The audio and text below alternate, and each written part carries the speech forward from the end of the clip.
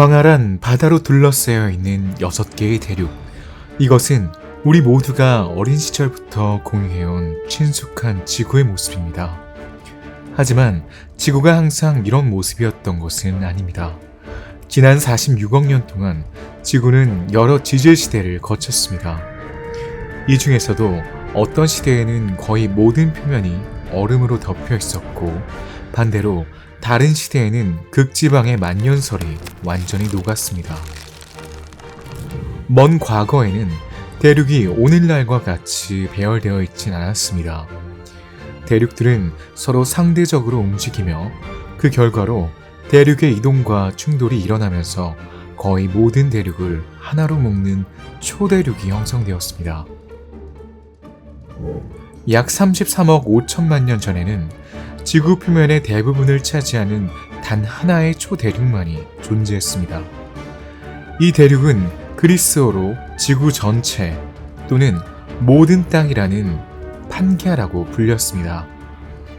약 20억 년 전, 이 거대한 대륙은 지각판의 움직임으로 인해 분리가 되면서 오늘날 우리가 알고 있는 대륙들로 분리되었습니다.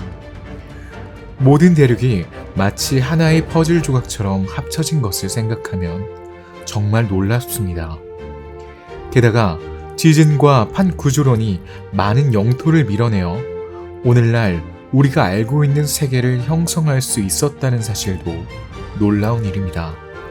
판게아의 시대는 그 생활이 지금과는 매우 다릅니다. 기후는 더 따뜻하고 건조했으며 동물과 식물의 생태도 완전히 다른 양상을 보였습니다. 대부분의 동물들은 대량 멸종을 겪었고, 양서류는 새로운 환경에 적응하기 위해 다양한 전략을 시도했습니다. 일부는 크기를 키우거나 줄이는 등 변화를 겪었고, 다른 일부는 신체 내 수분 보존을 위해 보다 조밀하고 갑각류와 같은 덮개를 발달시켰습니다. 또한 특이한 동물들이 등장했습니다. 정말로 놀라운 사실입니다. 판게아 시대의 생명은 우리가 현재 알고 있는 것과는 매우 다른 모습을 가지고 있었습니다. 기후는 더 따뜻하고 건조했으며 동식물들의 생태도 크게 변화했습니다. 많은 동물들이 대량 멸종을 겪었습니다. 양서류는 다양한 전략을 동원하여 새로운 환경에 적응하려고 노력했습니다. 일부 종은 크기를 키우거나 줄였고, 다른 종은 몸 내 수분 보존을 위해 더 조밀하고 갑각류와 유사한 덮개를 발달시켰습니다. 독특한 동물들이 등장했습니다. 식물상은 양치류, 석공류, 말꼬리가 거의 사라졌습니다. 그러나 침엽수와 같이 가뭄에 더 강한 식물이 퍼졌습니다. 판게아는 지구가 영원히 존재하고 우리가 상상조차 할 수 없는 곳에 동물과 식물이 사는 신비로운 세계처럼 보였습니다. 여행자 여러분, 환영합니다. 오늘 우리는 지구가 알고 있던 마지막 초대륙의 시대로 시간여행을 떠날 것입니다. 독특하고 신비한 세계를 탐험하기 위해 떠나기 전 영상을 좋아요 눌러주시고 채널을 구독해 주시길 바랍니다. 감사합니다. 좋은 여행 되시길 바랍니다. 판게아라는 단어는 모든 것을 의미하는 그리스어 판과 땅을 의미하는 가이아에서 유래한 것으로 모든 땅을 의미합니다. 과거 판게아는 모든 땅이 한 곳에 모여 있었기 때문에 이 이름은 초대륙을 완벽하게 지칭합니다. 초대륙은 지구 육지의 대부분 또는 전부로 구성된 대륙을 말합니다. 지구의 주요 대륙을 모두 포함하는 가장 최근의 초대륙이자 가장 유명한 초대륙은 판게아입니다. 초대륙은 지구의 지질학적 역사 동안 산발적으로 합쳐졌다가 분리되었습니다. 지구의 지질학적 역사는 지구가 행성으로서 발전하는 과정에서 일어난 일련의 사건이라는 것을 기억하세요. 이러한 사건 중에는 암석의 형성, 지형의 출현과 파괴, 바다의 전진과 후퇴, 빙하기, 생물종의 출현과 소멸 등이 있습니다. 가장 현대적인 정의는 초대륙이 그 구조로 인해 열흐름, 지구의 기단 등의 분포에 영향을 미치는 지질학적 형성임을 강조합니다. 그것은 큰 구조이지만 반드시 모든 대륙 블록을 통합하지는 않습니다.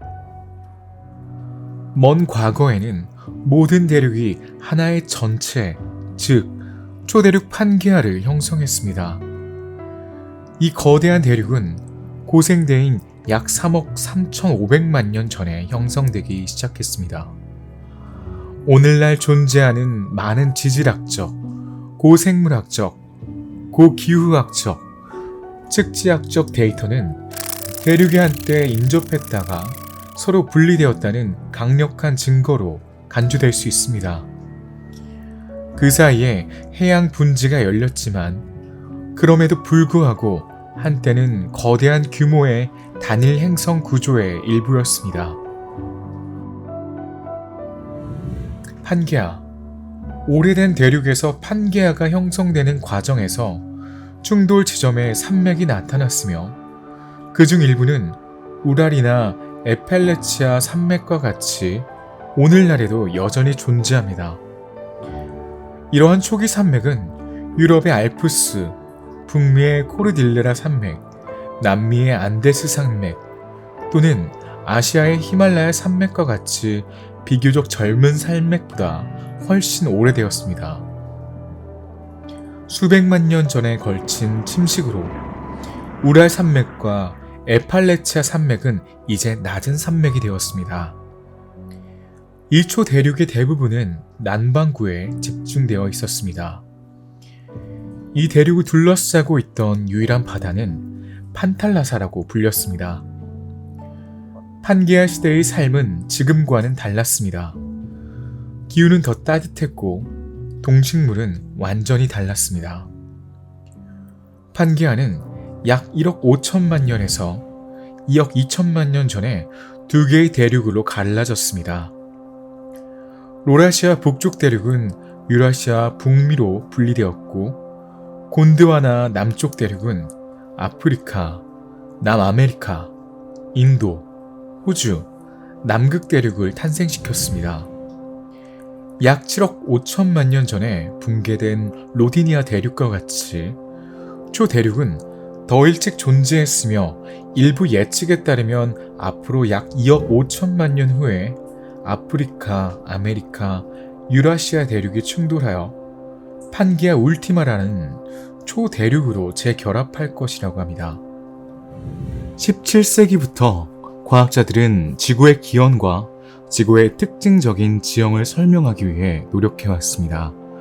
이러한 맥락에서 뉴턴의 열렬한 라이벌이었던 영국의 유명한 물리학자 로버트 훅은 해양 동물의 유골이 바다에서 멀리 떨어져 있다는 사실에 주목하여 지구의 역사를 통해 바다의 육지의 윤곽이 반복적으로 변했다고 결론지었습니다. 그러나 20세기 초까지만 해도 대부분의 지리학자들은 바다와 대륙의 비율이 고대부터 변하지 않았다고 믿었습니다. 지구의 내장이 점차 냉각되고 고르지 않게 수축했기 때문에 행성의 구호만 변경되었을 뿐입니다. 다른 사람들은 퇴적감이 쌓여 산이 생겨났다고 생각했습니다.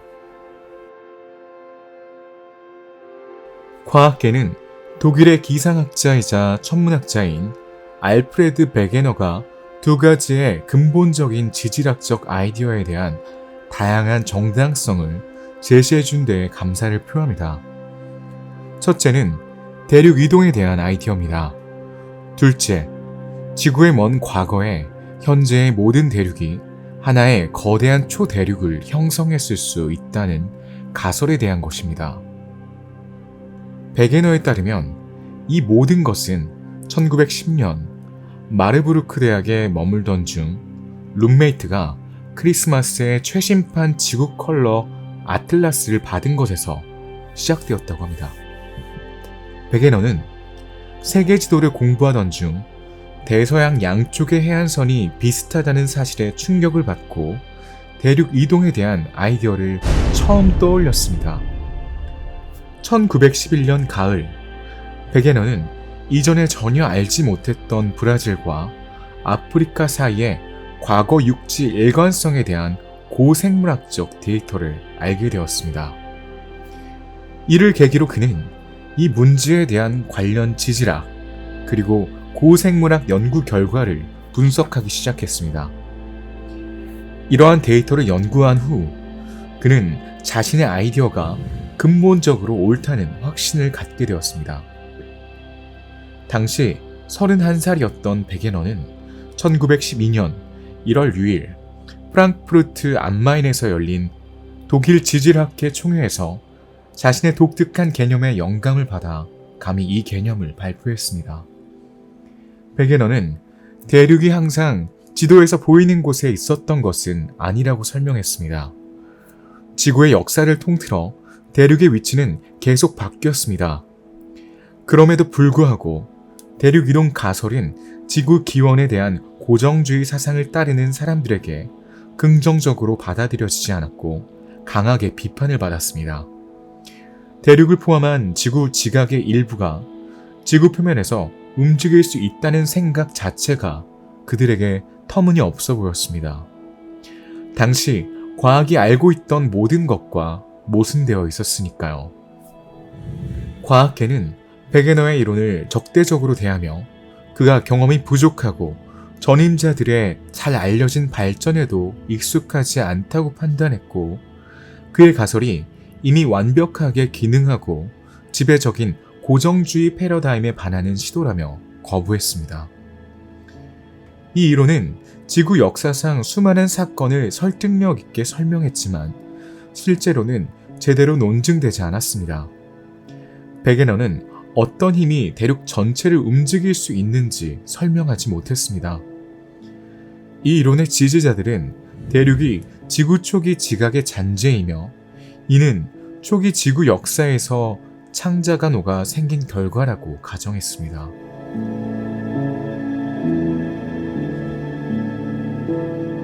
이 유적들은 지구의 특정 지역에 단단히 고정되어 있다고 가정했고 지각은 아래쪽으로 이동하여 해저를 형성하거나 위로 이동하여 대륙과 산을 생성하는 수직 이동만 가능한 것으로 간주되었습니다. 수평 이동은 인정되었지만 매우 미미한 것으로 간주되었습니다. 같은 틀에서 변화의 주요 동의는 냉각되는 지구 내부의 열이라고 생각했습니다.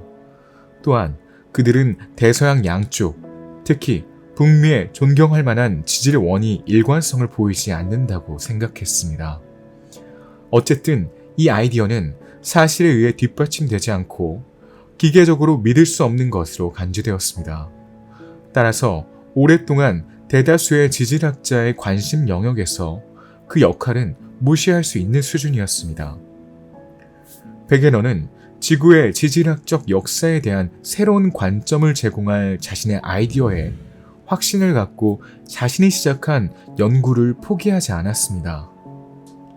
그의 추구는 그 인내뿐만 아니라 비평가들이 여전히 새로운 관점에 대한 베게너의 주장을 진지하게 분석하는 데 신경 쓰지 않았다는 사실에 의해 촉진되었습니다. 따라서 가설의 저자는 관심 있는 문제를 더욱 명확하게 할 수 있는 체계적이고 포괄적인 데이터 검색을 시작했습니다. 그의 모든 연구 작업의 결과로 1915년에 새로운 개념 자체뿐만 아니라 견고하고 다양한 정당성을 포함하는 대륙과 해양의 기원이라는 책이 출판되었습니다. 그 후 혁신적인 가설을 무시하는 것은 더 이상 분명하지 않았습니다. 그리고 고정주의 패러다임의 압력과 그 관련된 일반적인 불리한 상황에도 불구하고 대륙 이동 가설에 관심이 있는 진지한 연구자들이 자신을 알리기 시작했습니다. 그의 이론이 대중화되는데 가장 중요한 공헌을 한 사람은 바로 영국의 지질학자 아서 홍즈였습니다. 그는 지구 깊은 곳에서 강력한 물질의 대류 흐름이 대륙의 원동력이 될 수 있다고 제안했습니다. 뜨거운 덩어리는 지구 내부에서 천천히 솟아오르고 차가운 암석은 점차 더 깊숙이 가라앉는다는 것이죠.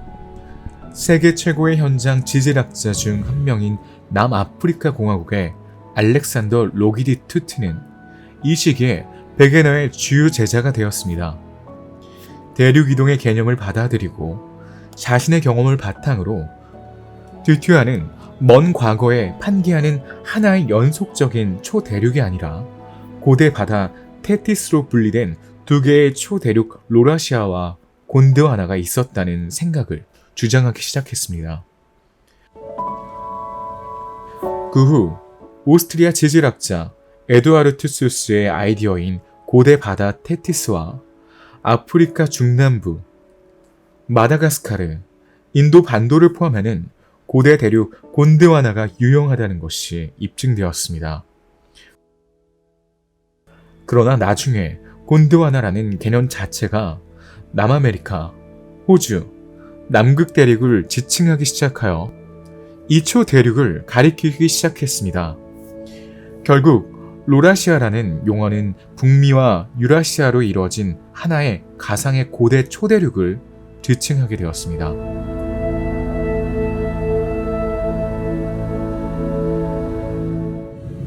이후 중해양 능선이 전 세계로 뻗어 있다는 사실이 밝혀졌고 1953년 미국의 물리학자 모리스 유인과 브루스 희제는 해저 능선을 따라 해저 갱도가 지각의 깊은 단층으로 뻗어 있다는 사실을 발견했습니다. 몇 년 후 또 다른 미국 과학자 해리 헤스는 중간 능선 시스템이 새로운 해양 지각이 끊임없이 생성되는 지역이라고 제안했습니다. 뜨거운 마그마가 단층을 통해 표면으로 돌진하여 트렌치 양쪽의 해저 부분을 밀어냅니다. 이렇게 해서 지구판 구조론의 주요 원동력이 발견되었습니다. 1960년대 중반 이후 베게너의 가설은 마침내 과학계에서 받아들여져 현대 지리학의 기초가 되었습니다. 베게너의 가설에 대한 당시 과학계의 관심이 긍정적으로 변화한다는 것은 가설의 저자가 이를 뒷받침하려는 일련의 논거를 수집했기 때문입니다. 대륙 이동에 대한 지질학적 증거는 남미와 아프리카 대서양 연안의 매우 이상한 유사성뿐만 아니라 한 대륙의 부조주름과 다른 대륙의 부조주름이 마치 찢어진 텍스트의 선처럼 호환되기 때문에 주목을 끌었습니다. 이 증거는 또한 반대편 대륙의 지질학적 단면이 유사하다는 것을 보여주었습니다. 한편 세계 지도를 한눈에 보면 판게아를 재건하는데 아직 논의되지 않았지만 매우 흥미로운 가능성이 있음을 알 수 있습니다. 세계 지도를 보면 이베리아 반도가 멕시코만과 크기와 모양이 매우 일치하다는 것을 알 수 있습니다. 또한 지도를 보면 만을 덮고 있는 플로리다 반도가 유럽의 비스카이만과 놀랍도록 잘 조화를 이루고 있음을 알 수 있습니다. 또한 일메나이트, 루틸, 지르콘, 모나자이트와 같은 희귀 중금속의 퇴적물이 플로리다 해안, 멕시코만, 대서양 건너편뿐만 아니라 이베리아 반도에서도 개발되고 있다는 사실에 주목하는 것은 교훈적입니다. 또한 고생물학적 증거는 해양에 의해 완전히 분리된 반대편 대륙에 동일한 종의 식물과 동물이 고생대와 중생대에 분포하는 현상을 설명했습니다. 고정주의 지질학자들의 오래된 설명은 고대 동물과 식물 생물학자들에게 적합하지 않았기 때문에 새로운 제안은 이 점에서 매우 중요하다는 것이 입증되었습니다.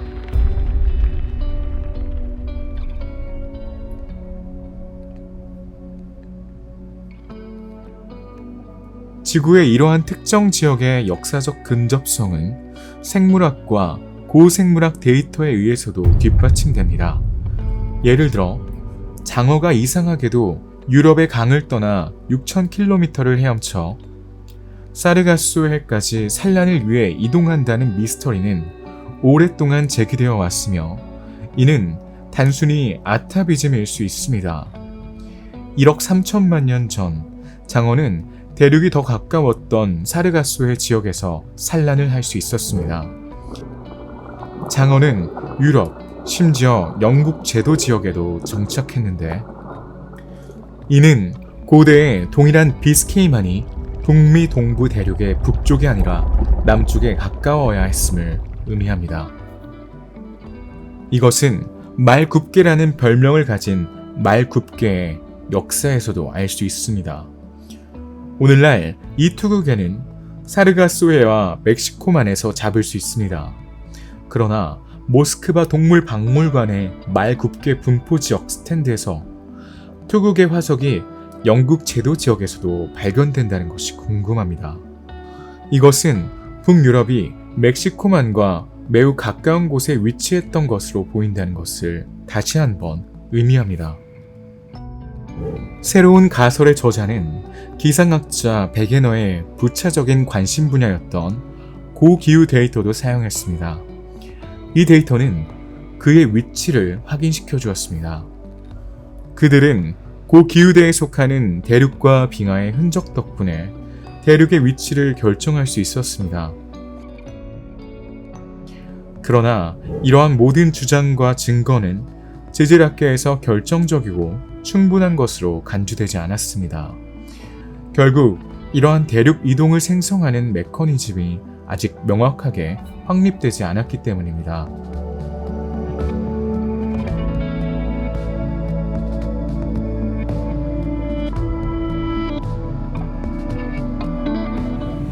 그 후 1930년 알프레드 베게너가 그린란드 만년설을 탐험하던 중 사망한 이후 표류 가설은 점차 지지자를 잃기 시작했습니다.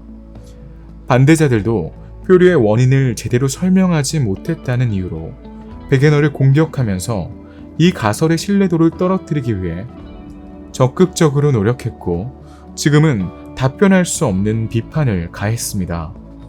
그 결과 이 가설은 모빌리즘이 공식 과학의 영역에서 제외될 정도로 모호해졌고, 따라서 학문적 연구 커리큘럼에서 제외되었습니다. 그러나 일반적으로 그렇듯이 거부된 아이디어가 완전히 사라지지는 않았습니다.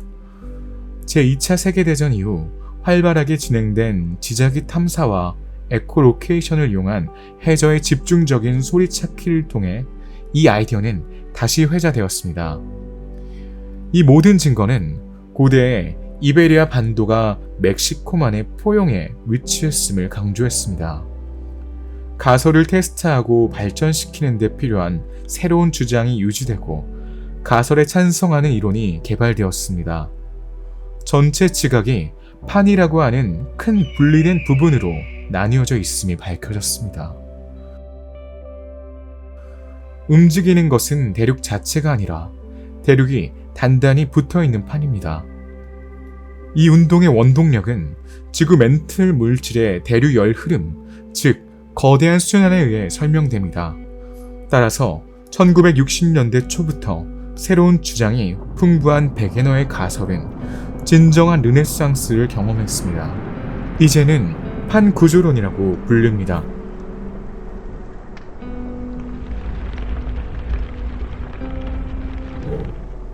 오늘날 우리가 알고 있듯이 지구의 지각은 7개의 큰 판과 전체 표면을 덮고 있는 여러 개의 작은 암석권 판으로 구성되어 있습니다. 이 판들은 움직이고 충돌하고 떨어져 나가거나 서로의 가장자리에 달라붙거나 서로 아래로 잠수합니다. 2개의 해양판 또는 해양판과 대륙판이 충돌하면 서울대가 형성됩니다. 한 판의 가장자리는 다른 판의 깊이로 떨어지고 1000도에서 1500도의 온도가 우세한 약 100km 깊이에서 완전히 녹습니다. 다른 판의 가장자리를 따라 화산 산맥의 사슬이 형성됩니다. 심해 참호는 종종 섭입대에서 발견됩니다. 이 현상이 예는 필리핀과 태평양판이 충돌하는 동안 발생한 마리아나 해골입니다. 또한 두 대륙판이 충돌하면 알프스나 히말라야와 같은 높은 산맥이 형성됩니다. 히말라야 산맥은 인도, 호주판이 유라시아판과 충돌했을 때 형성되었습니다. 인도는 현재 매년 5cm씩 북쪽으로 이동하고 있으며 히말라야는 계속해서 성장하고 있습니다.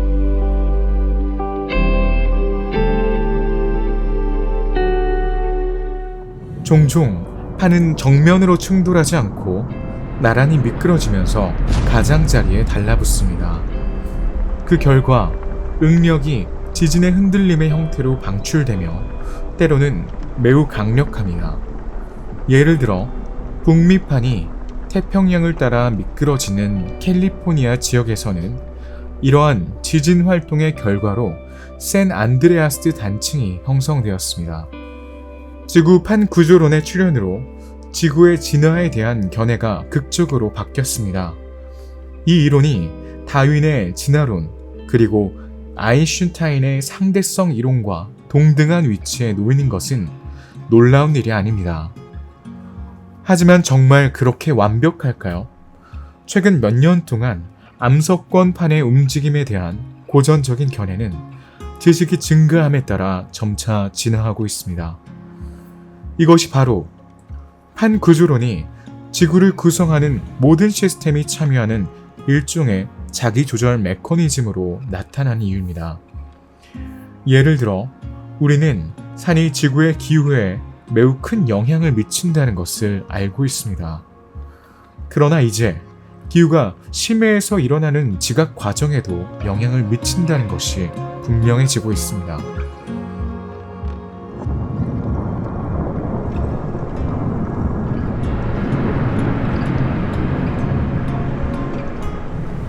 한 가지 예로 안데스 산맥은 해양 나스카판이 남미판 아래로 가라앉는 곳에서 생겨난 산맥입니다. 안데스 산맥의 남부 지역은 기후가 습하여 침식 과정이 활발하게 일어납니다. 결과적으로 많은 양의 퇴적물이 태평양으로 침투하여 판의 영향을 줄이는 데 도움이 됩니다. 안데스 산맥의 북부와 중부 지역에서는 기후가 건조합니다. 여기에는 퇴적물이 거의 형성되지 않으므로 해양판은 말 그대로 대륙의 가장자리를 긁어냅니다. 이곳 판의 마찰력이 너무 커서 해안을 따라 안데스 산맥이 점점 더 높이 솟아있습니다. 그 결과 비구름은 그 길에 솟아오른 이 벽을 뚫고 지나갈 확률이 점점 줄어들고 있습니다. 과학자들은 암석권이 판에 움직이는 이유에 대해 계속해서 논쟁을 벌이고 있습니다. 베게너 시대와 마찬가지로 이 문제에 대해서도 많은 모호성이 있습니다. 대부분의 사람들은 지구의 용융된 핵과 멘틀 사이의 열 전달로 인해 발생하는 느린 대류가 주요 원동력이라고 믿습니다. 그러나 이 설명은 우리가 관찰하는 지각 운동의 그림과 감수하고 있습니다. 따라서 베게너의 아이디어는 지구의 본질에 대한 우리의 비전에서 위대한 혁명의 시작을 알렸습니다. 이 혁명은 끝나지 않았고 천천히 계속되고 있습니다.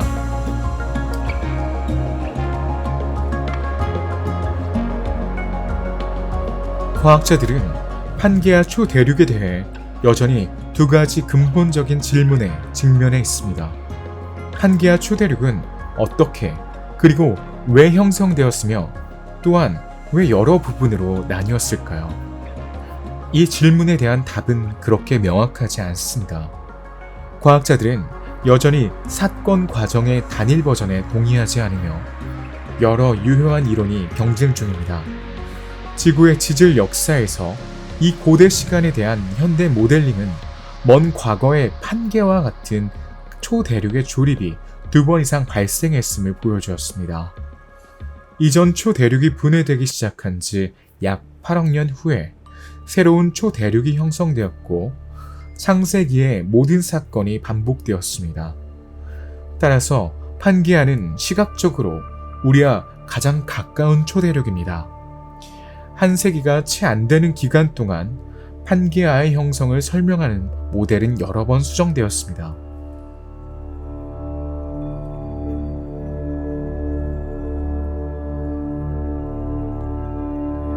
베게너가 북미 북동부 또는 레브라도 반도가 한때 비스케이만의 골짜기에 포함되었다고 가정하여 판게아 또는 로라시아의 북부를 재구성했다면 현대의 재구성은 판게아 또는 곤드와 나렌드의 남부를 재구성하는 것과는 다르며 이해하기 쉽지 않습니다.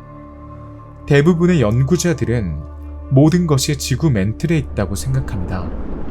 아마도 방사성 붕괴로 인한 맨틀의 가열로 인해 지각판이 움직여 판게아가 형성된 다음 별도의 대륙으로 분리되었을 것입니다. 이러한 과정은 지속적으로 일어나지 않기 때문에 초대륙이 형성되고 해체되는데 오랜 시간이 걸렸습니다. 지구 맨틀의 힘이 오늘날 우리가 알고 있는 지구의 모습에 이렇게까지 영향을 미칠 수 있었다는 사실, 놀랍지 않나요? 약 1억 5천만 년 전 판게아는 완전히 분리되었습니다. 하지만 무엇이 이 거대한 땅덩어리를 갈라놓았을까요? 대륙이 거대한 크기의 희생자가 되어 분열된 것일까요? 약 1억 2천만 년 전 남반구의 거대한 대륙인 곤드와나랜드로 갈라졌습니다. 어떻게 이런 일이 일어났을까요?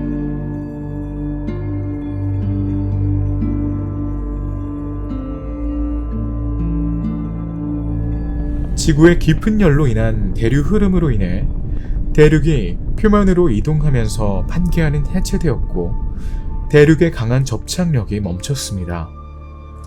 뜨거운 음료의 표면에 필름이 있다고 상상해보세요.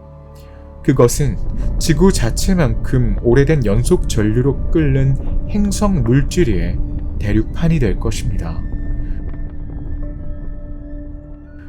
많은 전문가들은 판게아의 출현이 지구의 질량 균형을 뒤엎었다고 믿습니다. 이 불균형은 지구의 자전에도 영향을 미쳤습니다. 암석권 성단은 결국 곤드와나랜드와 라우라시아라는 두 개의 큰 덩어리로 나뉘었고 이 덩어리도 분해되기 시작했습니다. 이것은 지구 역사상 2번 이상 일어난 일입니다. 판게아보다 오래전에 나타난 다른 초대륙도 비슷한 운명을 겪었습니다.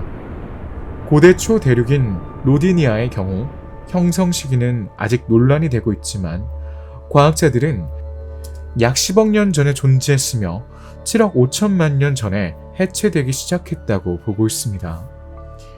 판게아 단층선은 거대한 섬이나 다른 대륙이 한때 대륙과 연결되어 있던 지역과 같이 다른 판과의 충돌로 약해진 암석권판의 영역을 가로질렀을 가능성이 높습니다. 이 분열은 곤드와나랜드가 남아메리카, 인도, 호주, 아프리카 남극 대륙을 통합하는 방식으로 발생했습니다. 그 후 로라시아는 현재 아시아, 유럽, 그린란드, 북미의 영토를 포함하게 되었습니다. 양쪽 가장자리가 갈라진 자리에서 대서양은 대서양 중부능선 지역에 해양 지각이 추가되고 아프리카가 남미에서 멀어지면서 점차 확장되기 시작했습니다. 인도는 아프리카에서 떨어져 나와 아시아로 향했습니다. 따라서 아시아는 우리가 히말라야라고 부르는 거대한 주름으로 축소되었습니다. 위성 사진에서 대륙판의 가장자리가 부서진 것처럼 보입니다. 거대한 압력이 에베레스트를 어떻게 밀어 올렸는지를 느낄 수도 있습니다. 우주에서 보면 산은 식탁보의 주름처럼 쉽게 만들어진 것처럼 보입니다. 반면에 아프리카와 유럽 사이의 지각 변화로 인해 알프스가 형성되었습니다. 이 분열을 설명하기 위해 과학자들은 동의하지 않았습니다. 실제로는 일부 사람들은 대륙 분열의 주된 역할이 지각의 연장과 균열을 일으키는 지각 과정에 의해 수행되지 않았다고 확신합니다. 지질학자들은 하와이 제도가 위치한 중앙태평양의 섬 능선에 오랫동안 관심을 기울여 왔습니다. 이곳에는 화산 화슬이 거의 3,500km에 걸쳐 뻗어 있습니다. 그중 가장 어린 마우나 로아와 킬라우에아는 여전히 용암을 분출하고 있으며, 이 화산들 중 가장 멀리 떨어져 있고 가장 오래된 화산은 4천만 년 전에 활화산으로 활동했죠. 이 모든 화산은 소위 핫스팟에서 생성되었습니다. 이것은 맨틀의 깊은 층에서 뜨거운 물질의 흐름이 올라와 암석권에 구멍을 파는 마그마가 쏟아져 나오는 곳입니다. 바로 이 지점에서 화산이 분화합니다. 핫스팟은 일반적으로 맨틀에서 고정되어 있는 것으로 간주되며, 암석권은 그 위에서 천천히 움직입니다. 그 결과 화산은 마그마 방에서 서서히 넘어져 소멸하게 됩니다. 그러나 그 옆에 새로운 화산이 발생하여 불이 켜진 양초 위로 천천히 움직이는 종이 위에 갈색 반점 사슬이 나타납니다. 따라서 하와이 잠수함 능선을 따라 다양한 연령대의 화산 사슬이 형성되었습니다. 액체 용암은 하와이 화산에서 파괴적인 폭발이나 위험 없이 조용히 흐릅니다. 분화구 주변으로 퍼져 조용히 굳어져 여러 개의 각진 블록으로 부서지고, 지금은 매끄러운 검은 지각으로 매달려 있습니다. 하지만 이 화산들이 항상 조용했던 것은 아닙니다. 지구 역사상 더 뜨거웠던 시기도 있었습니다. 과학자들은 1km 두께의 얼어붙은 용암층을 발견했습니다. 그 표면적은 스칸디나비아의 반도 크기를 초과합니다. 분명히 이곳의 화산은 수백만 년 동안 진정되지 않았습니다. 이러한 강력한 분출의 원인은 전례 없는 강도의 맨틀 Z가 암석권을 쉽게 통과했기 때문이라고 추정됩니다. 그렇다면 무엇이 이러한 거대한 분출을 일으킬 수 있을까요? 바로 변칙적인 가열 지역입니다. 바다 밑바닥의 지각은 불과 수십 킬로미터 정도로 매우 얇습니다. 바로 밑에 있는 뜨거운 암석들이 이 얇은 외피를 가열하여 지표로 올라오는 것입니다. 그러나 아래에 축적됩니다. 그 결과 맨틀에서 뜨거운 물질 분출이 발생하지만 다시 상승할 수 없습니다. 암석권은 열을 전도하지 않으므로 단열재 역할을 합니다. 그런 다음 용융된 물질이 측면으로 퍼집니다. 수평 대류 흐름이 형성됩니다. 동시에 빛나는 암석이 지구의 창자에서 나옵니다. 이 강력한 전류는 암석권의 상층을 가로질러 대륙의 두께를 훼손한 후 대륙을 찢어내고 표면에 쏟아져 나옵니다. 장기간의 화산 폭발이 시작됩니다. 이 가설이 맞다면 대륙이 분리되는 선을 따라 많은 화산이 나타납니다. 판게아를 갈라놓은 균열이 있었던 아프리카, 남미, 유럽의 대서양 연안 일부에는 의심할 여지 없이 고대 분화의 흔적이 보존되어 있습니다. 사실 대서양의 이 해안을 따라 광대한 현무암층이 있으며, 이는 판게아가 점차 두 조각으로 나뉘었을 때 정확하게 나타났습니다. 그러나 지금까지 수집된 사실은 두 가설 중 하나를 선호하기에는 너무 적습니다. 같은 가설로 곤드와나의 붕괴도 설명할 수 있습니다. 곤드와나는 아프리카, 호주, 남미, 남극 대륙, 인도, 마다가스카르를 포함하는 지구 남반구에 위치한 가장 큰 대륙입니다. 약 1억 6천만 년 전부터 곤드와나와 로라시아는 우리에게 친숙한 대륙으로 나뉘기 시작했고, 그 사이에 새로운 대양인 대서양, 인도양, 북극이 된 공간에 남게 되었습니다. 지구의 지도는 점차 알려진 모습을 갖추게 되었습니다. 판게아가 하나의 초대륙이 된 것은 고생대 시대였습니다. 이 초대륙의 존재 기간은 약 2억 9천만 년입니다. 이 시기는 다양한 생명체의 출현으로 표시되었으며 대량 멸종으로 끝났습니다. 이 기간 동안 형성된 모든 암석은 고생대 그룹에 기인합니다.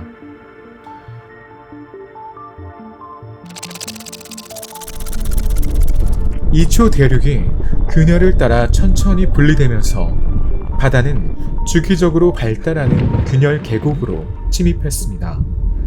이 과정이 끝날 무렵 대륙의 새로운 지리적 재분배로 인해 기후와 생물 진화의 과정에 중대한 결과를 초래하면서 물리적 세계가 변화했습니다.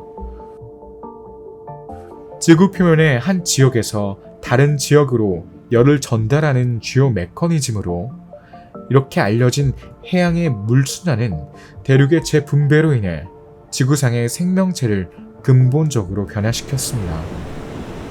새로 형성된 해양 분지는 특히 육지 거주자들에게는 동식물의 확산을 막는 장벽이 되었지만 이러한 변화는 해양 생물에도 영향을 미쳤습니다. 판게아의 해체와 붕괴는 동물의 분포부터 현재의 기후에 이르기까지 모든 것에 영향을 미치는 현대 세계를 형성하는 데 매우 중요한 역할을 했기 때문에 더 자세히 살펴볼 필요가 있습니다. 고생대 말, 지구를 둘러싼 바다의 일부가 현재 우리가 지중해라고 부르는 판게아 지역으로 서쪽으로 침입했습니다. 결국 이 물의 침입은 서쪽으로 더 퍼져 판게아를 쪼개고 유럽과 아프리카를 분리시켰습니다. 그 결과 생긴 위도 분지는 지질학자들에게 테티스해로 알려진 독자적인 바다가 되었습니다. 이 분지의 형성은 위도 해류가 통과할 수 있게 하여 지구 기후에 큰 영향을 미쳤습니다. 대륙 지각이 찢어지는 과정에서 서쪽으로 더 멀리 이동하여 남미와 북미, 중미를 분리했습니다. 발달 초기에 바닷물이 주기적으로 범람한 후 증발하여 소금 퇴적물이 형성되었습니다. 이 트라이아스기 증발함은 오늘날 아프리카 북서쪽 가장자리와 유럽의 여러 지역에서 발견됩니다.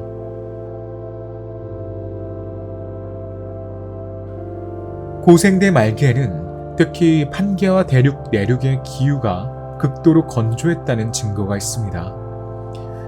이 데이터 중 일부는 화석 유적과 퇴적암에 보존된 동식물에 의해 우리에게 제공됩니다. 연구자들은 강우량이 매우 드물었기 때문에 초대륙의 중앙부가 매우 건조했다고 믿습니다. 이러한 사막 기후는 이 지역이 높은 산으로 둘러싸여 있어 일부 지역에서는 비구름의 유입을 막았기 때문입니다. 또한 사암과 석화된 모래 언덕이 풍부하다는 점도 특징입니다. 오늘날 모래 언덕은 덥고 건조한 사막 조건을 특징으로 하며 과거에는 그렇지 않았다고 믿을 이유가 없습니다. 사암은 다양한 유형의 자연 환경에서 형성될 수 있지만 일반적으로 모래 언덕이었던 것과 모래 해변이나 강에 퇴적된 것을 쉽게 구분할 수 있습니다. 예를 들어 큰 알갱이와 자갈은 바람에 의해 쉽게 운반되지 않기 때문에 사구는 해안이나 강 모래보다 훨씬 더 균일하게 퇴적된 작은 알갱이가 특징입니다. 또한 실제 퇴적 순서를 반영하는 충산 구조는 이 두 경우에서 매우 다릅니다. 그러나 페름기에는 모래 언덕 퇴적물이 매우 흔했지만 이것이 건조한 기후의 유일한 증거는 아닙니다. 이 시기는 해수 분지가 바다와 격리되어 단순히 말라서 그곳에 용해된 소금 퇴적물만 남는 조건에서 형성된 증발암 또는 소금 퇴적물 지층으로 구별됩니다. 모래 언덕과 마찬가지로 증발암 퇴적물은 따뜻하고 건조한 기후를 나타냅니다. 지질학자들 사이에는 고생대의 지구 기후를 이해하기 위해 방금 고려한 사실의 중요성에 대해 의견이 분분합니다. 판게아는 적도를 가르지르고 있었고 많은 증발암과 모래 언덕 퇴적물은 저위도에서 나왔습니다. 아마도 당시의 기후는 그렇게 덥지 않았을 것이며 저위도 지형이 우세한 것은 지리적 위치의 결과일 뿐입니다. 그러나 판게아의 광대한 대륙 덩어리는 내륙의 건조한 기후와 더운 여름과 추운 겨울에 극심한 기온 변동이 있었습니다. 그러나 일부 지역에서 석탄 매장지가 발견되면서 과학자들은 적도에 가장 가까운 판게아 영토의 일부가 열대 우림으로 덮여 있었다는 결론에 도달했습니다.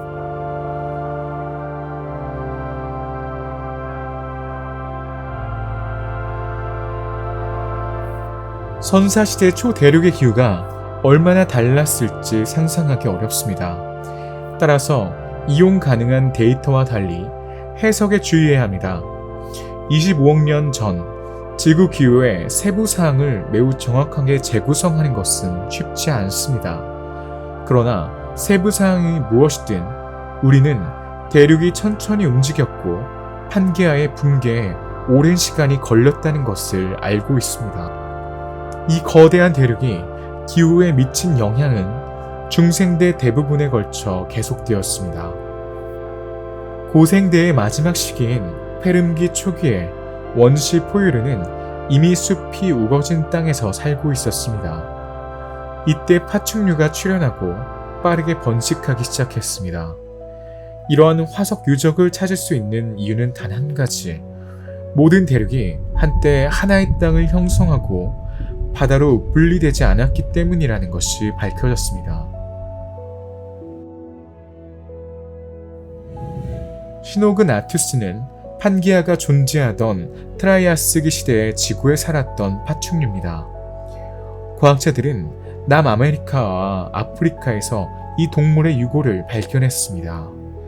또 다른 육상 파충류인 리스트로사우루스의 유골은 남극과 아프리카뿐만 판게아에는 많은 종의 동물이 살았으며 이들 대부분은 현대 동물군과는 매우 달랐습니다.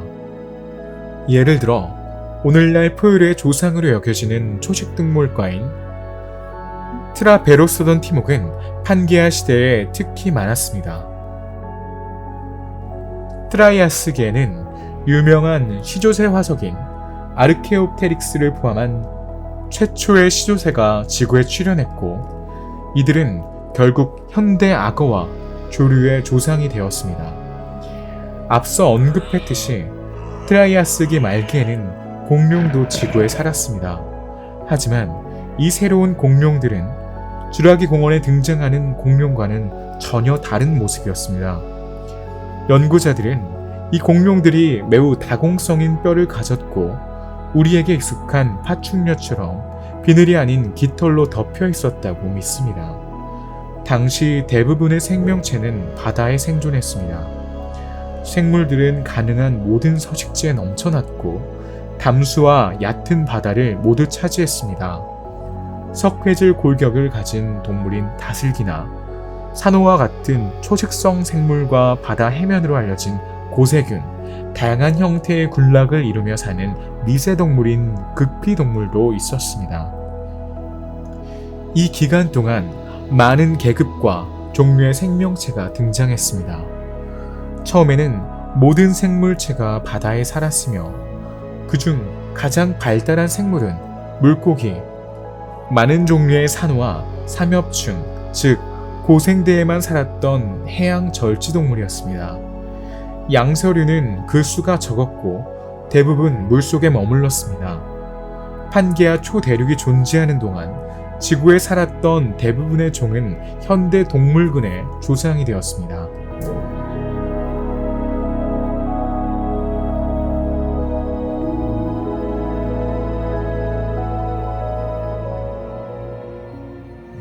판게아 시대에는 더 발전된 식물들이 등장했습니다. 실제로 다양한 색깔의 식물이 폭발적으로 증가했습니다. 수정은 더 이상 액체물의 존재와 관련이 없습니다. 꽃가루는 암컷 배우자를 수정하기 위해 수천 킬로미터를 이동할 수 있으며 씨앗은 바람, 동물, 심지어 물에 의해 운반되어 종들이 새로운 영토를 정복할 수 있습니다. 고생물학적 데이터는 오늘날 침엽수로 대표되는 벌거벗은 씨앗을 가진 식물인 거치식물의 멸종과 특히 북반구에서 이끼를 연상시키는 작고 가시가 많은 식물인 리콥시드가 그 자리를 대체했음을 나타냅니다. 고생대에는 식물이 훨씬 더 커질 수 있었습니다. 멸종된 식물 속 플레로메이아는 러시아, 유럽, 중국, 호주에서 많은 화석 표본이 발견되는 등 강력하게 대표되었습니다. 잎이 없는 줄기는 2에서 3m에 달했습니다. 리콥시드와 고사리 포자의 우세한 위치는 생존 전략을 나타냅니다. 판게아의 남반구에서 페름기 식물상은 주로 글로소프테리스로 구성되어 있으며 수목이 될 수 있는 씨앗을 가진 멸종된 양치류, 발견된 화석 표본은 길이 2에서 30cm의 잎입니다. 페름기 트라이아스기 위기의 대량 멸종 이후 같은 종류의 디크로이듐 식물로 대체되었습니다. 그러나 주로 화석화된 식물이 부족하고 수치 없습니다. 유기질 벽으로 된 미세 화석의 강한 성장이 주목됩니다. 이들은 식물의 분해에 참여한 곰팡이 화석으로 해석되었습니다. 즉, 대륙에는 썩어가는 식물이 대량으로 운반되었을 것입니다. 오늘날 은행나무는 약 2억 8천만 년 전 페름기 때와 시작 시기가 일치하는 은행나무과에 유일하게 남아있는 종입니다. 은행나무는 높이가 40m에 달하고 1000년 이상 살 수 있습니다. 이 살아있는 화석의 잎은 한약재로 널리 사용됩니다. 원시 공룡, 상어, 거대한 파충류 등 기괴한 생명체가 살았던 페름기 말에는 지구 역사상 가장 큰 멸종이 일어났습니다.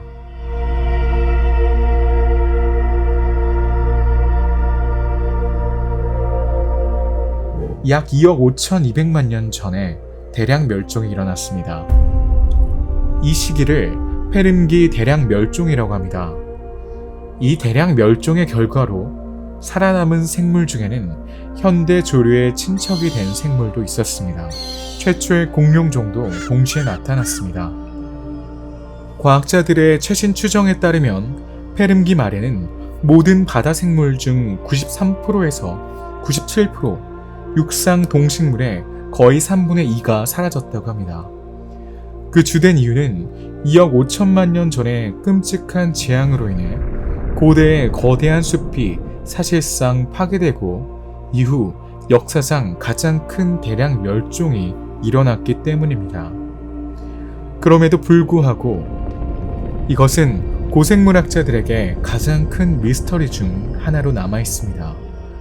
많은 과학자들에 따르면 지구의 바이오매스 대부분이 멸종한 것은 판게아라는 초대륙에 형성된 결과라고 합니다. 중국 과학자들이 주도한 연구에서 저자들은 전 세계 연구자들이 2억 5,200만 년 전 지구의 심각한 기후변화를 설명할 수 있는 충분한 증거를 축적했다고 보고했습니다. 주요 지표 중에는 전 세계 해양의 산소 포화도가 급격히 감소하고 이산화탄소와 메탄과 같은 대기 중 온실가스 농도가 증가하는 것이 있습니다. 강렬한 산성비의 결과로 바닷물의 화학 성분이 변화하여 산호가 사라지고 있습니다. 동시에 지구온난화의 결과로 지구의 화학 성분이 바뀌고 점차 생명이 없는 사막으로 변했습니다. 대격변은 수천 년 동안 계속되고 기후진자는 어떤 식으로든 흔들립니다. 온난화 기간이 한파로 대체됩니다. 이 가설에 따르면 모든 문제의 원인은 기록된 대격변이 시작되기 5천만 년 전에 발생한 지각판의 대규모 움직임에 있습니다. 충돌하는 동안 판의 일부가 맨틀에 가라앉았고 이로 인해 지각이 두꺼워지고 세계 바다의 깊이가 증가했습니다.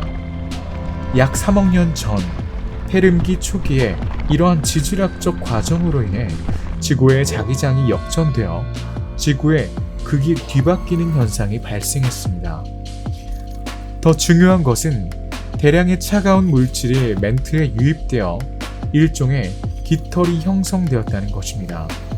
수백만 년 동안 열 대류로 인해 이 깃털의 일부 물질이 지표로 올라오게 되었습니다.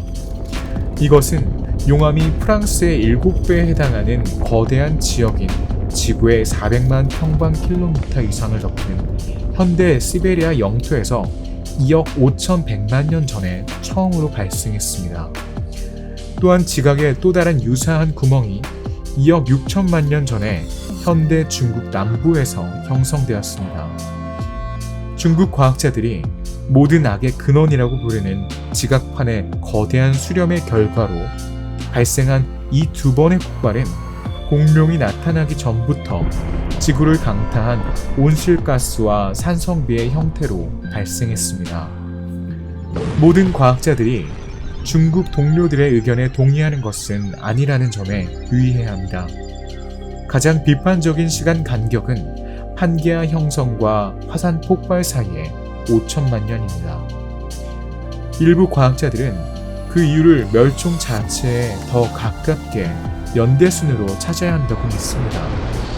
따라서 판게아의 형성과 붕괴의 가장 중요한 결과는 대량 멸종이었으며, 이는 다음 시대에 다양한 새로운 종의 식물과 동물의 출현으로 지구 인구의 변화로 이어졌습니다.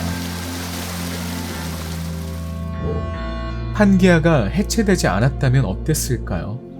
현재 지구의 모습과 공룡이 살았던 당시의 모습을 비교해보면 비슷한 점을 찾기 어려울 겁니다. 국가들은 완전히 달랐을 겁니다. 많은 국가들이 지리적 위치가 다르고 따라서 기후도 달랐을 것입니다. 예를 들어 시베리아는 아열대 지방에 속해 오늘날 캘리포니아와 비슷할 수 있습니다. 국가의 위치와 기후뿐만 아니라 동물군도 달라졌을 것입니다. 판게아가 분열되지 않았다면 지금 지구에는 우리가 알지 못하고 상상만 할 수 있는 다른 종의 동물이 살고 있을 것입니다. 또한 대륙이 하나라는 것은 이동이 용이하다는 것을 의미합니다. 판게아의 어느 지역이든 육로로 갈 수 있기 때문에 육로 교통이 더욱 대중화될 것입니다. 항공여행은 확실히 더욱 빠르고 편리해질 것입니다. 해상 국경이 없어지면 정치적 분쟁이 더욱 위험해질 것입니다. 군대의 이동이 더 빨라지기 때문에 전쟁을 시작하기 위한 조건이 단순화될 것입니다. 하지만 인간 종이 그렇게 빨리 진화할 수 있었다고 누가 말할 수 있을까요? 그리고 더 간단하게는 초대륙이 분열되지 않았다면 인류가 탄생할 수 있었을까요? 대륙의 융합은 주기적인 과정입니다. 윌슨 주기에 따르면 초대륙은 4억에서 5억 년마다 판구조론을 통해 합쳐졌다가 분리되는 주기로 형성되는 것으로 보입니다. 이는 언젠가 판게아가 현실이 될 것임을 의미합니다. 그러나 대륙은 서로를 향해 매우 느리게 진보하고 있기 때문에 안타깝게도 우리는 대륙이 하나의 초대륙을 통합될 때 어떤 결과가 초래될지 정확히 알 수 없습니다. 우리는 그저 추측하고 다양한 이론을 만들어낼 수 있을 뿐입니다. 과학적 연구가 발전함에 따라 연구자들은 고생물학적 연구를 심화시키고 과거의 지구의 모습을 가장 정확하게 복원하는 것이 매우 중요하다는 것을 점점 더 확신하고 있습니다. 지구의 과거를 더 자세하게 복원할수록 지구의 미래 진화를 더 정확하게 예측할 수 있기 때문에 이러한 연구가 발전하고 있습니다. 판게아 이전에는 다른 초대륙이 있었습니다. 판게아 자체는 더 오래된 대륙에서 조립되었지만 이것은 통일의 짧은 에피소드에 지나지 않았으며 그 전후에는 조각난 땅 조각이 바다와 바다에 의해 오랫동안 분리되었습니다. 고대 대륙은 지각 진화에 의해 미친 패치워크처럼 함께 꿰매어졌습니다. 고대 대륙의 재료는 항상 같은 방식으로 초대륙을 형성하는 데 사용되었지만 오늘날의 지도책과는 다르게 절단되었을 뿐입니다. 과거에는 최초의 대륙이 바다로 분리되어 있었지만 점차 대륙이 하나의 땅으로 수렴하면서 바다가 닫히고 초대륙이 형성되었습니다. 기존의 대륙 이동에 따르면 기존 대륙의 결합으로 인한 초대륙의 형성은 5억 년마다 반복되는 주기적인 과정입니다. 대륙이 위치를 바꾼 지 이미 절반의 시간이 지난 것으로 추정됩니다. 즉, 약 2억 5천만 년 후에 지구는 다시 변화할 것이며 가상의 다음 판게아, 즉 울티마가 등장할 것입니다. 아프리카, 호주, 유라시아, 아메리카 대륙, 남극 대륙이 포함될 것입니다. 아마도 언젠가는 현재의 모든 대륙이 태평양이 정령한 영토에 수렴하고 지구 역사에서 이미 일어난 것처럼 초대륙을 형성하여 나중에 시간이 지남에 따라 별도의 부분으로 분리될 때 반대 방향으로 다시 시작될 것입니다. 대륙의 다음 이동 주기가 시작됩니다. 이미 홍해 균열이 열리고 아프리카가 연간 3에서 4cm의 속도로 유라시아에 접근하고 있으므로 지중해가 점차 닫히고 있음을 알 수 있습니다. 대서양은 확장되고 태평양은 축소됩니다. 인도판은 북쪽으로 이동하고 있으며 철처럼 유라시아판을 가로질러 티베트 고원의 성장으로 이어지고 있습니다. 현대의 모든 관측은 이동 속도와 방향에 대한 고작이 데이터 기반으로 합니다. 위성 측지 또는 GPS 측지학을 사용하면 어떤 판이 어떤 방향으로 어떤 속도로 움직이고 있는지 안정적으로 결정할 수 있습니다. 따라서 기존 모델과 가정에는 물리적 정당성이 있습니다. 이것은 허구가 아니라 판의 움직임에 대한 장기적인 관찰입니다.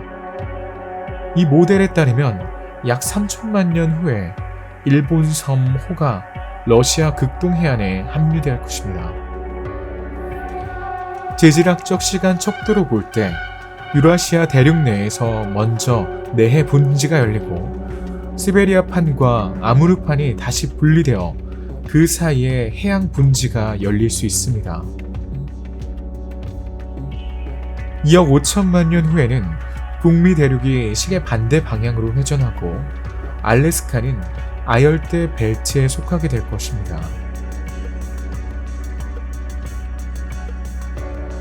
유라시아는 계속 시계 방향으로 회전하고 영국 제도는 북극의 시베리아는 아열대 지방에 위치할 것입니다. 지중해는 닫히고 그 자리에는 히말라야 산맥과 비슷한 높이의 산이 형성될 것입니다. 다음 판게아 울티마는 사막의 90%로 덮일 것입니다. 대륙의 북서쪽과 남동쪽에는 거대한 산맥이 있을 것입니다. 즉, 우리 행성은 약 3억 3,500만 년 전 그 모습과 다소 비슷해질 것입니다. 이러한 과정은 멈추지 않으며 우리는 지진을 통해 이를 관찰할 수 있습니다. 지진은 서로에 대한 판의 움직임을 반영합니다. 오늘날 지구는 판게아 시대와 완전히 다르다는 것을 이미 알고 계실 것입니다. 그럼에도 불구하고 연구자들은 현재 지구의 모습이 영원히 지속되지 않을 것이며 미래에는 판게아와 같은 거대한 초대륙이 다시 나타날 것이라고 확신합니다. 지구의 역사를 통틀어 대륙은 수렴하고 갈라져서 때로는 초대륙을 형성했다가 다시 갈라지기도 했기 때문에 앞으로도 이런 일이 반복될 가능성이 높습니다. 이미 호주는 점차 아시아에 접근하고 있으며 이는 실제로 이 지역에서 미래의 초대륙이 출현할 가능성을 나타냅니다. 이렇게 거대한 대륙이 형성되는데 얼마나 걸릴까요? 비슷한 과정이 3억에서 4억 년이 걸릴 수 있으며 초대륙이 여러 개의 작은 대륙으로 분리된 데에도 같은 시간이 필요합니다. 지구는 모양이 변합니다. 지구는 고정되어 있지 않습니다. 그리고 우리가 익숙한 대륙과 해양의 윤곽이 지구본에 표시되어 있다고 해서 항상 그랬고 앞으로도 그럴 것이라는 의미는 아니며 지구의 현대적 모습은 일시적인 현상일 뿐입니다. 현재까지 과학자들은 지구의 기후 거주 가능성을 척도로 개발했습니다. 이 척도에 따르면 지구는 현재 85%가 거주할 수 있는 상태입니다. 이 지표에는 평균 기온이 섭씨 0도 이하인 북극 지역과 남극 대륙은 포함되지 않습니다.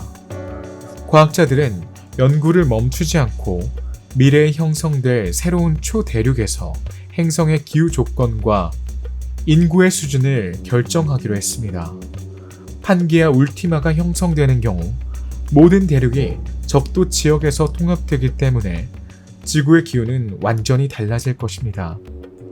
만년설은 가장 높은 산의 정상에만 남아 태양이 우주에서 거의 반사되지 않습니다. 결과적으로 지구의 평균 기온은 이전 판게아 시대의 중생대와 비슷해져 20.7도가 될 것입니다. 이 점에서 다음 초대륙의 거주 가능 수준은 99.8%가 될 것입니다. 또한 대부분의 영토가 적도 및 열대 기후대에 위치할 것이므로 지구의 생물 다양성 또한 매우 높을 것입니다. 현재 판구조론에 대한 이해 수준으로는 새로운 단일 대륙이 어떻게 생겼는지 정확하게 예측할 순 없지만 과학자들은 더 이상 수백만 년 안에 형성될 것이라고 의심하지 않습니다.